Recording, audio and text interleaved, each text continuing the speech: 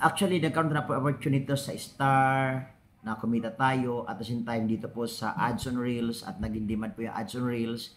Then, dito po sa Any-Stream ads. So, ngayon po ay nagkaroon na po ng ads yung mga picture natin o mga sinishare natin na pictures dito po sa Reels. Then, dati wala po yan. So, yung may opportunity na po ayos sa update po noong October 6.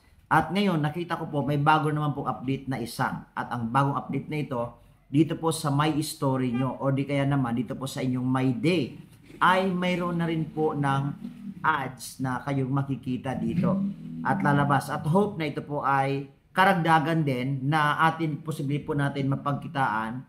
I don't know kung ano pa po yung update kasi ako di ko naman nakita kung may monetization ba ito siya doon sa tools, doon po sa My Stories. Pero napansin ko po kanina o mga ilang video na po na akin po, actually picture lang yung pinost ko doon mga ilang picture na po dito na share ko sa MyD ko. So lahat po sila mayroon ng ads. So una mapanood ko yung aking MyD pictures, tapos habang tumatakbo siya yung bandang huling part, pagtapos noon, so doon po lalabas yung ads bago po papasok yung another My Day o My Stories. So or stories ng iba. So doon po din bago lumabas yon, so nandun muna yung ads. So kaya post lang kayo, share lang kayo yung mga MyD ninyo, yung mga picture, your ano man yung gusto mo i-post. So di ko lang po alam dito, i-update ko lang po kayo kung magkakaroon din po ba ito ng tinatawag na copyright dito po sa music kasi hindi ko na siya ginamitan na music, yung iba.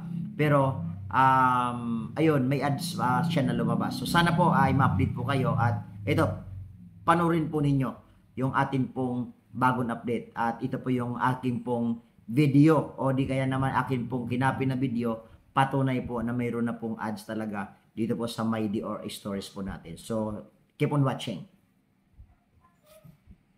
So, yun guys, mayroon pong ads po siya pagkatapos ng video. So, ito po yung ads. Panoorin po ninyo yan, no? So, yan po yung ads. So, ito po ay mahaba-haba na ads, no? Kasi nga po, I think hanggang 2 or 3 yata na ads na lumabas pagkatapos yung MyD po natin.